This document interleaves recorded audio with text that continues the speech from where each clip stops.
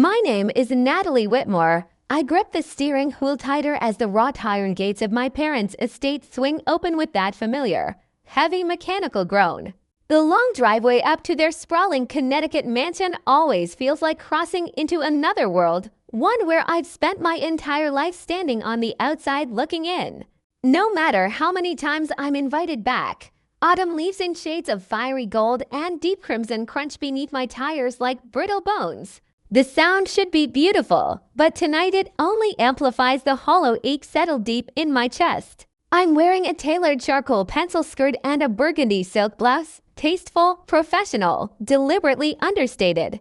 I learned long ago that my mother prefers me to blend seamlessly into the background rather than risk outshining anyone at these events. Especially not at their 35th wedding anniversary celebration. Before I can even reach for my purse on the passenger seat, Brooke's sleek silver Mercedes glides up behind me, parking with perfect precision. In the rearview mirror, I watch her step out in a shimmering gold cocktail dress that catches every last ray of the late afternoon sun like she was born to sparkle. Perfect timing, as always. Brooke has always had a gift for making entrances. The massive front door swings open before I can even approach. There stands my father, Richard Whitmore, tall and imposing in his custom-tailored navy suit, with my mother, Lillian, radiant beside him in flowing pale blue silk. Their faces instantly light up as Brooke floats toward them across the circular driveway. There's our princess. Mom calls out, her arms already outstretched in that theatrical way she reserves for special moments. Dad wraps Brooke in a big bear hug, actually lifting her slightly off her feet as she laughs that bright, tinkling laugh everyone loves. The guest of honor arrives. I step out of my own car, smoothing down my skirt with steady hands that betray none of the tension coiled inside me. Mom glances over Brooke's shoulder, and her warm smile dims, just enough that only I would notice the shift. It's a look I've memorized over 32 years. Natalie, you made it, she says. A flat statement, not an exclamation of joy. Dad offers me a quick, absent pat on the shoulder before turning straight back to Brooke. Sweetheart, wait until you see the decorations inside. We've really outdone ourselves this year. Inside the grand foyer, everything sparkles under crystal chandeliers and silver accents.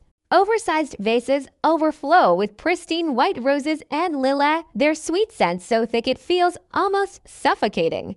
A live string quartet plays softly in the corner, only. The best for Richard and Lillian Whitmore's milestone. Anniversary. I drift toward the entrance of the formal dining room where an elegant seating chart rests on an antique mahogany stand.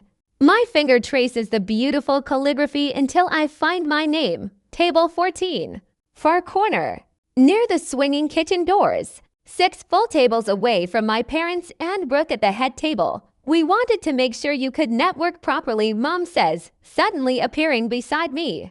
The Hendersons will be at your table. They're always looking for sharp tech consultants like you. I nod, swallowing the familiar sting that rises in my throat. How thoughtful. She pats my arm distractedly before gliding away to greet the early arrivals. Her silk dress whispering across the marble floor. The event planner, a rail-thin woman clutching a clipboard like a shield, corners my mother near the grand staircase. I move toward the bar, but their voices still carry clearly across the open space. About the photographs, Mrs. Whitmore, the planner says, we've scheduled the family portraits for 7:30. Will that work? Mother's voice drops to a practice stage whisper.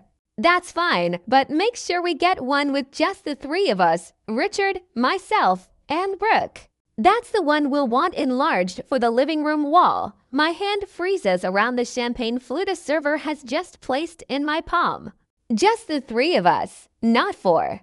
Never 4. The young waiter with kind eyes catches my expression. He quietly tops off my glass with a sympathetic glance before discreetly moving on.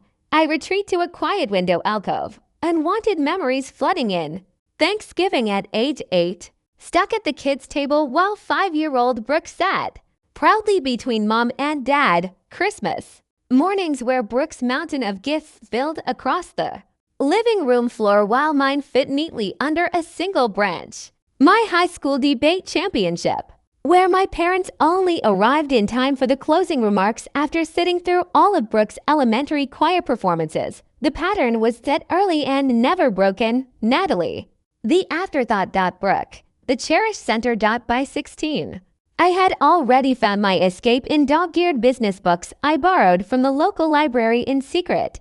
While Brooke collected colorful participation ribbons for hobbies she abandoned after a few weeks, I sat at our kitchen table drafting actual business plans late into the night. My first real idea was a student concierge service for busy parents in our upscale neighborhood. Dad had barely glanced at the neatly printed proposal before laughing it off. Honey, focus on your studies. Leave the business ideas to the professionals. That same month, Brooke's childish watercolor of our house, windows uneven, proportions all wrong, was professionally framed and hung prominently in the front hallway for everyone to admire. My Regional Young Entrepreneur Award collected dust in the back of my closet. The doorbell chimed again, pulling me back to the present. Guests continued pouring into the mansion, naturally gravitating toward Brooke's bright, tinkling laugh at the center of the room like moths to a flame. I drifted toward the edges instead, quietly helping Aunt Susan find her assigned seat and showing Uncle William the direction to the restrooms. Natalie, my father called as he passed by, not quite looking at me. Make sure the caterers don't forget the special champagne for the toast. Vive Clicquot, not the mode. I straightened my spine and nodded. Of course, not a guest to be celebrated, not a daughter to be cherished. Just another set of capable hands to keep the evening running smoothly. A celebration where I was simply another face in the crowd, watching the real family shine from afar. 15 minutes later, once all the guests were seated, the gentle clink of silverware against crystal quieted the room as my father rose from his place at the head table. His silver hair caught the warm glow of the chandelier, and his custom tuxedo still hugged his athletic frame. He raised his glass, and the entire dining room seemed to hold its collective breath. 35 years, he began, his deep voice carrying effortlessly to every corner. 35 years of building a legacy, a home, and a family. His gaze swept across the room before landing warmly on Brooke, his eyes crinkling at the corners with genuine affection. And nothing represents that legacy better than our beautiful daughters, especially our Brooke, who brings sunshine wherever she goes. I kept my practiced smile firmly in place as he launched into a heartfelt story about 5-year-old Brooke singing at their 20th anniversary party. No mention of 15-year-old me who had secretly organized the entire surprise event from start to finish. The story flowed through Brooke's college graduation, her volunteer work with underprivileged children, and her various artistic pursuits. 10 full minutes passed. My name never crossed his lips once. To Lillian, my rock, my heart, Dad continued, raising his glass higher. And to Brooke, the greatest gift our marriage has ever produced. Mother rose gracefully, tears already gleaming in her eyes, and wrapped Brooke in a lingering embrace. Pearls pressed against shimmering gold as their dresses touched. The guests erupted in warm applause. I joined them, my hands clapping in steady, silent rhythm while I stood completely alone at table 14 near the kitchen doors. Across the room, Cousin Thomas caught my eye and offered a slight, almost imperceptible shake of his head before quickly looking away. Aunt Barbara suddenly became very interested in folding her napkin. Uncle Philip studied his watch with unusual intensity. They knew. They had always known. I exhaled slowly, releasing the air in carefully measured breaths. My face remained perfectly composed, the CEO face that James always teased me about. The one that revealed nothing during high-stakes negotiations when millions of dollars hung in the balance.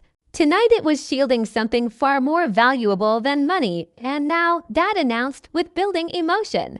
A special presentation. Mother produced a sleek red leather box from beneath the table. The distinctive Cartier packaging gleamed under the lights. The entire room fell silent. Even the waitstaff paused in their service.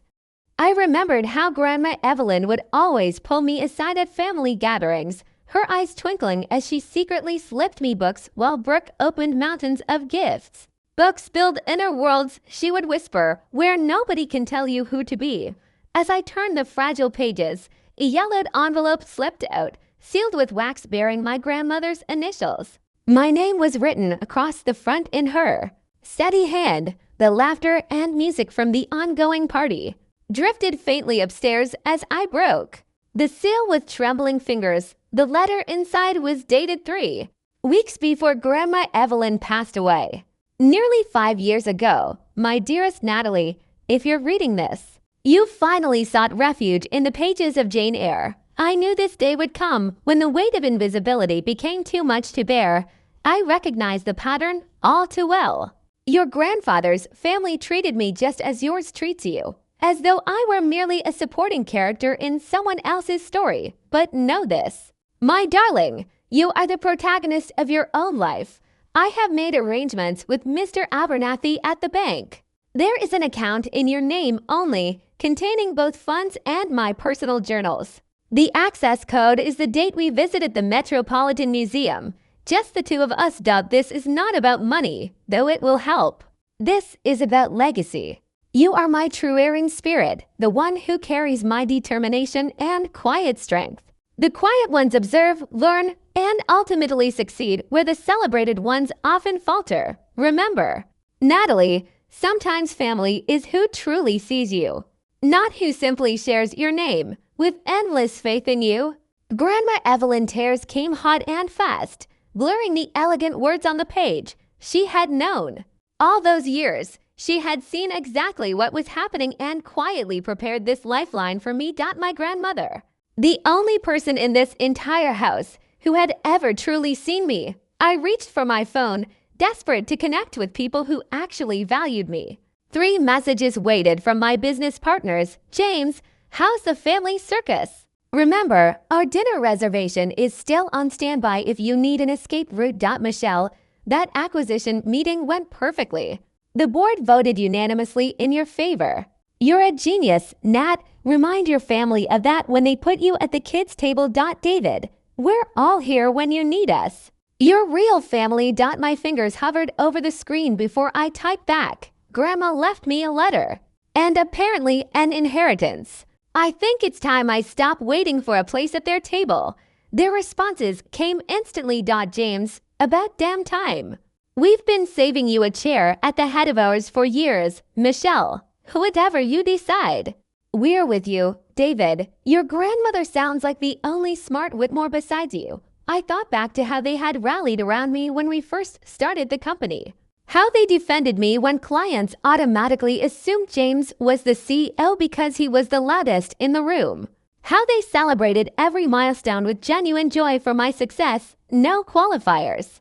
No comparisons. It was so different from the hollow congratulations I usually received from my parents, always followed by some version of "but Brooke." My jaw tightened with fresh resolve. I slid Grandma Evelyn's letter carefully into my purse and walked over to the wall where a family photo from my high school graduation still hung. I was on the edge, as always. I removed it from the frame, carefully cut myself free from the border with a pair of scissors I found in the desk drawer, and slipped the small photo into my wallet. In Mom's dressing room down the hall, I spotted Grandma Evelyn's elegant brooch pinned to an old silk scarf that had been borrowed years ago and never returned. I unpinning it gently, feeling its familiar weight in my palm before securing it to my burgundy blouse. Right over my heart, downstairs, I spotted Mr. Abernathy, my parents' longtime financial advisor, sipping champagne near the garden doors. I approached him with a confidence I hadn't felt all evening. Mr. Abernathy, I believe we have some business to discuss. I handed him my business card. At your convenience, of course. His eyes widened slightly as he read, Natalie Whitmore, CEO, Whitmore Innovations. He tucked the card carefully into his pocket. I've been following your company's growth. Impressive work. Your grandmother would be proud. Yes, I said softly. I believe she would. The party swirled around me as I moved through the crowd, my head held higher than it had been all night. No one noticed when I handed my ticket to the valet. No one saw as my car pulled smoothly away from the mansion. In the rearview mirror, the bright lights of the anniversary celebration grew smaller and smaller. Tears streamed down my face, but my breathing finally steadied. My phone buzzed with a text from Brooke. Where are you? They're about to cut the cake. I didn't reply. Instead, I touched Grandma Evelyn's brooch pinned above my heart, feeling its solid contours beneath my fingers. The road ahead stretched clear and open under the Connecticut night sky. For the first time in 32 years, I wasn't driving toward my parents' approval. I was driving away from their dismissal. The empty chair I left behind at table 14 could stay empty. I had a different seat waiting for me, at a different table, with people who made room in their hearts without being asked. 40 minutes later, I pulled up to La Fontaine, the cozy French bistro we always used for important nights. The restaurant's warm golden light spilled onto the sidewalk like a beacon after the cold shadow of my parents' estate. My hands had finally stopped trembling on the steering wheel. The drive with tears blurring the road had been dangerous, but necessary. Some distances can't be measured in miles. Through the large windows, I spotted them already gathered at our usual corner table. James, Michelle, and David, my business partners, my chosen family. They hadn't seen me yet, but they were waiting. Champagne glasses already poured and ready. The Mater D noticed me before I reached the door. Miss Whitmore, we've been expecting you. His genuine smile created warm crinkles around his eyes. Your friends are waiting. Shall I take your coat? Inside, the restaurant hummed with quiet conversation and the gentle clink of silverware on fine china. The rich scents of garlic, butter, and fresh herbs replaced the cloying perfume of my mother's white roses and lilac. It felt like breathing again. James looked up first. His face brightened instantly. There she is. I slid into the chair that was always reserved for me, not 6 tables away, but right at the center where I belonged. You actually escaped, Michelle said, reaching across the table to squeeze my hand. We were betting on whether you'd make it before dessert. James lifted his champagne flute. To the woman who built something real. While others were planning parties, you were planning the future. The words unlocked something deep in my chest. My smile, the first truly authentic one of the entire evening, felt foreign on my face, like a muscle I hadn't used in years. My phone buzzed in my purse. Then again. And again. Let me guess, David said, eyebrows raised. The search party has been deployed. I pulled out the phone. 3 texts from Brooke, each more frantic than the last. Where did you go? Mom is furious. Are you seriously ditching the anniversary? The screen changed to an incoming call from my mother. I declined it, but her voicemail followed seconds later. Natalie, I can't believe you would cause a scene by leaving early. People are asking questions. Call me immediately. My father's message arrived right after, his voice tight with controlled anger. You've missed Senator Harris and the Douglases. They were specifically asking about tech consultants. Call your mother. I set the phone face down on the table. Not one of them asked if I was okay. I said quietly, of course not. James replied, refilling my glass. That would require seeing you as a person rather than an extension of themselves. Another message from my mother. Emergency meeting tomorrow at 2. You cannot escape this time. The restaurant door opened with a rush of cool autumn air.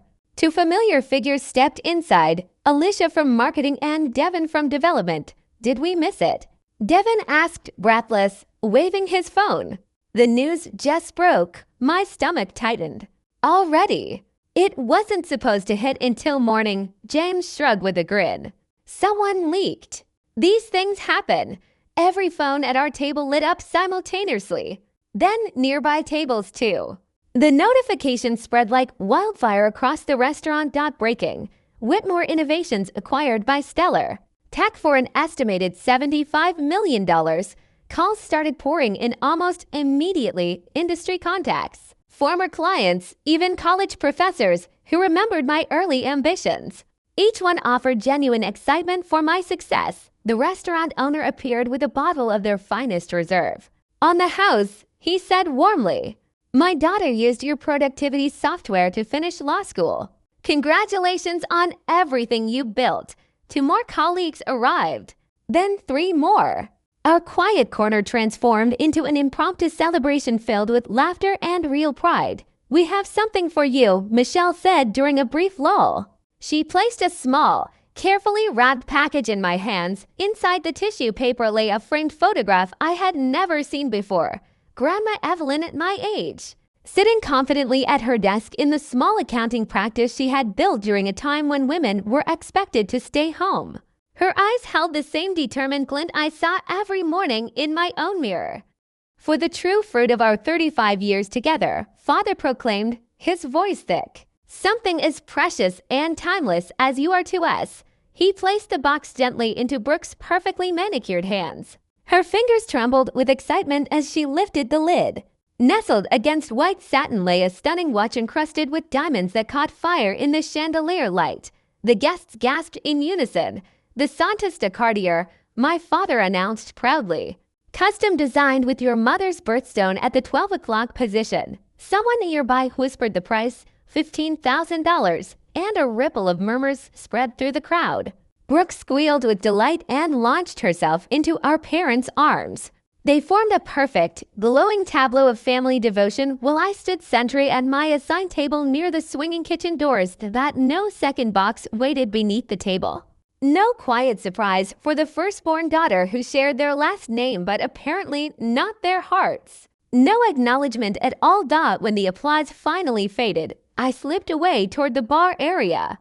Aunt Margaret intercepted me before I could escape, her arthritic fingers gently closing around my wrist. Join me for some fresh air, dear. It wasn't really a question. On the stone terrace, the crisp autumn air helped clear the cloying scent of lilac from my lungs. Margaret settled her substantial frame onto a weathered stone bench with a sigh. Did you know, she began without preamble. This is the third major luxury gift they've given Brooke this year alone. First the spa weekend in February, then that entire summer in France. My eyebrows rose. Summer in France. She told everyone she won that trip through some contest. Margaret snorted softly. Your father paid for every penny of it. Just like he's been quietly covering the rent on her fancy independent apartment for the past 3 years. A cold wave of certainty settled deep in my stomach.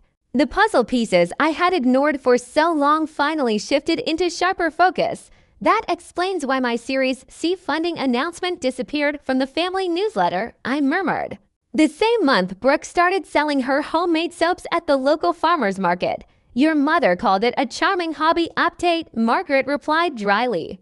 Your $40 million investment round got buried in paragraph 12, right below a mention of Philip Janier's soccer tournament. My phone buzzed softly inside my clutch. James's name lit up the screen with his message. How's the royal coronation going?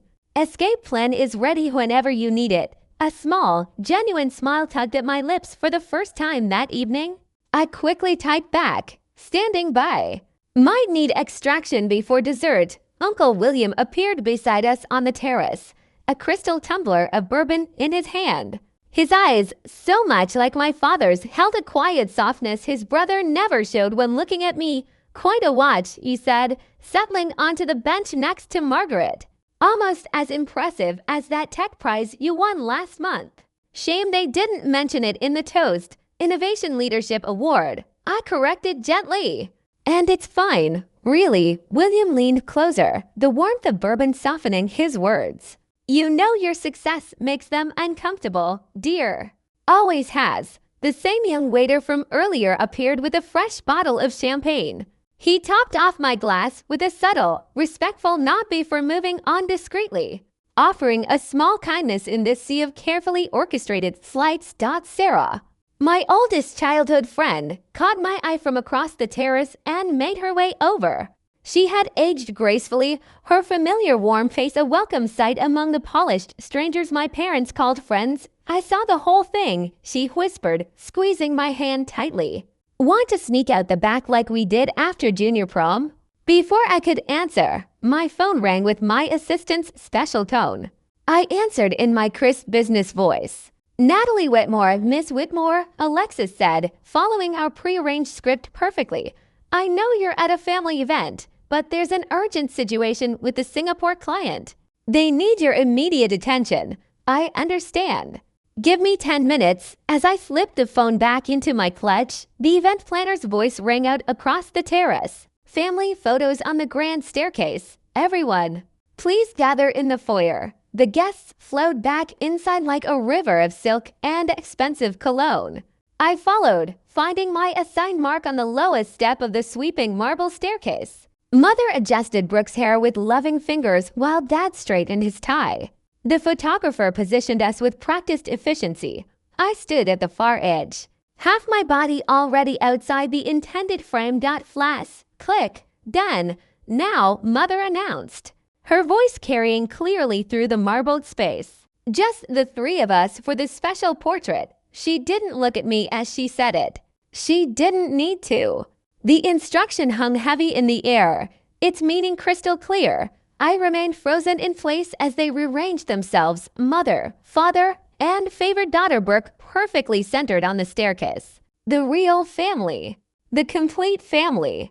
Without me. The photographer adjusted his settings. The guests watched in awkward silence. No one spoke. I stayed exactly where I was, neither retreating nor protesting. As the final photos were taken, that image would hang in the living room soon enough, a permanent record of exactly where I stood in the Whitmore family hierarchy. Nowhere at all. I slipped away from the main party the moment my parents pulled Brooke to the center of the room for another champagne toast. I immediately withdrew to my father's home office, logged into my secure email, and called my assistant back to resolve the Singapore issue. After 15 intense minutes of reviewing every chart, every slide, and every explanation, we finalized and sent the new proposal to the clients. I wanted a small moment of peace. My footsteps echoed through the long hallway as I climbed the familiar staircase to my childhood bedroom. Just a moment to breathe. That was all I needed. When I pushed open the door, the air caught sharply in my throat. This wasn't my room anymore. Brooke's glittering pageant crowns now sat proudly on what used to be my bookshelf. Her college sorority composites hung where my honor roll certificates once proudly displayed. The walls, once a soft, calming green, now shone in Brooke's favorite shade of lavender. They hadn't even waited for me to collect all my things before completely reorganizing the space. I whispered to the empty room, "What happened here?" My fingers traced the outline of what used to be my desk, now transformed into a vanity scattered with Brooke's expensive makeup. The shelves overflowed with trophies from activities she had abandoned after just a month or two. Her childhood teddy bears occupied the window seat where I had spent countless quiet hours reading and dreaming. I opened the closet, the last place anything of mine might remain. A plain cardboard box sat shoved in the corner, labeled in black marker, Natalie Misk, inside. My college diplomas rested beneath my dusty young entrepreneur award. My summa cum laude tassel was tangled around my business school graduation photo. Everything that marked my accomplishments, everything that defined my journey, had been stuffed away like old holiday decorations no one wanted to display. A wave of crystal clarity washed over me. Nothing would ever change. I would always be the box in the corner, the afterthought. The chair by the kitchen door. I sat on the edge of the bed, now covered in a soft lavender duvet. My hand brushed against something hard beneath the pillow. Curious, I pulled it out, an old, well-worn book. My grandmother's copy of Jane Eyre. My name was written inside. Where did you find this? Elegant, I whispered, handwriting, running my finger along the silver frame. Who will forge her own path. Michelle replied, Grandma she thought Evelyn. You should have it tonight of all nights. Later that evening, back in my apartment, I opened my laptop. The email to my family formed slowly and deliberately. No mention of the acquisition. No details they could twist to make my success about them. Just clear, firm boundaries. I left early because I needed to be where I was truly welcome. I wish you both a happy anniversary, but I will no longer attend events where I am. Treated as an afterthought rather than a daughter. My finger hovered over the send button. Not yet. Tonight belonged to the people who saw my worth without needing headlines to prove it. I closed the laptop for the first time in years. The crushing weight of expectation lifted from my shoulders. Around me, in the memory of that restaurant table, faces still shone with genuine affection. No hidden agendas. No conditional love. Tomorrow would bring complications. Tonight, I was exactly where I belonged. The next day, I chose the Meridian deliberately for the meeting. A sleek, Modern restaurant on the 40th floor of Hartford's newest skyscraper. Floor-to-ceiling windows framed the Connecticut River like a living painting. It was a power spot, my territory, not theirs. Melissa, my executive assistant, arrived with me precisely 5 minutes before 2 o'clock. She arranged the files on the table with quiet efficiency. Remember, she whispered, I'll signal when 30 minutes have passed. Stay calm and in control. I nodded, smoothing the burgundy silk blouse I had chosen for today. Armor, not appeasement. My parents arrived 7 minutes late. Mother's pearl necklace gleamed against her cashmere sweater. Father's custom suit probably cost more than most people's monthly mortgage. They hesitated at the sight of Melissa, clearly thrown off balance. I wasn't aware this was a business meeting, Father said, glancing pointedly at Melissa's portfolio. Just some documents I might need, I replied, my voice neutral and steady. Melissa, thank you for bringing these. Before they could object further, the hostess led Brooke toward our table. My stomach tightened. Of course they had brought reinforcements. Traffic was awful, Brooke said, sliding into the chair beside Mother. Her eyes darted nervously between us all. The golden child, sent as emotional bait. Mother dabbed at her eyes before we had even ordered water. Do you have any idea how embarrassing it was last night? People were asking where you'd gone. Family members noticed your empty seat, Father added, leaning forward. The Hendersons specifically asked about you, the Hendersons. Always the business connection. Never genuine concern for me as their daughter. I left after being excluded from the family photograph. I stated simply. The one Mother specifically requested with just the 3 of you. Mother's hand fluttered dramatically to her throat. You overheard that. It was just one photo, Natalie. Don't be so dramatic. One photo that perfectly captures 32 years of family dynamics, I replied. Melissa silently slid a folder toward me. I opened it and began removing childhood photographs I had collected and arranged chronologically. Christmas 1998. I placed the first photo on the glass table. Brooke sat front and center, glowing. I was cropped halfway out of the frame. That was just a bad angle, Mother protested. I laid down another. My high school graduation. Both parents looking at Brooke while I held my diploma alone. This is ridiculous, Father huffed. We attended, didn't we? The waiter approached. Father ordered an expensive scotch. Mother requested sparkling water. Brooke mimicked her. Just coffee. Black, I told the waiter, who nodded and withdrew. Brooke leaned forward, her voice sounding rehearsed. I felt attacked when you left, Natalie. Like you were punishing me for being loved. The calculated guilt trips no longer landed. I simply waited in silence. We told the family you had work stress. Mother finally admitted that you've been under a lot of pressure lately. People understand burnout. How convenient, I said, sipping my water and letting the silence stretch uncomfortably. You've rewritten my absence into something that requires neither explanation nor accountability from you. Father's face darkened. You have obligations to this family. Your grandmother would be ashamed of your behavior. A surprised laugh escaped me. Grandmother left me a letter, and funds specifically designated for me alone. I removed the letter from the folder and placed it on the table. She recognized the pattern while she was still alive. Mother paled. What letter? What funds? The ones you never told me about. The inheritance I discovered after her death. Father slammed his hand on the table, making the glassware jump. You and your business, playing entrepreneur instead of joining a respectable firm. You think I don't see what this is about? Attention seeking. Just like when you were little, Richard, Mother hissed, glancing around as people began to notice. Success has changed you, Mother said, leaning forward. You used to understand that family comes first. Brooke's mascara began to smudge as tears formed. You always needed to make everything about you. Even my moments have to become about your feelings. Their tactics might have wounded me deeply once. Now I saw them clearly for exactly what they were. Manipulation, not love. You're right about one thing, I said calmly. Success has changed me. It's shown me that I deserve a seat at tables where I'm valued, not merely tolerated. I placed my business card in the center of the glass table.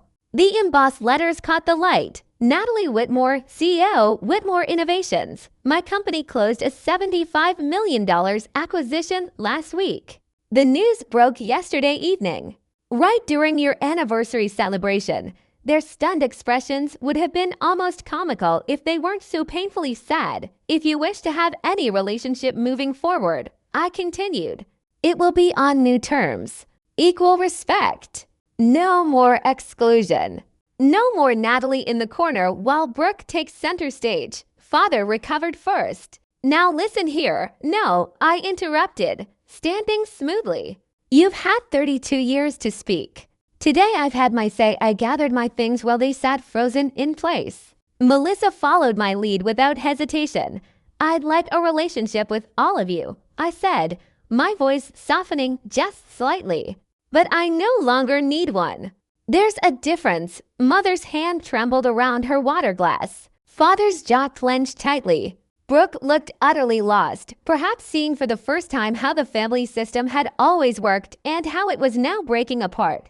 Congratulations again on your anniversary, I said, straightening my shoulders. I truly wish you happiness. I walked away without looking back. Each step felt lighter than the last. Their silence followed me all the way to the elevator.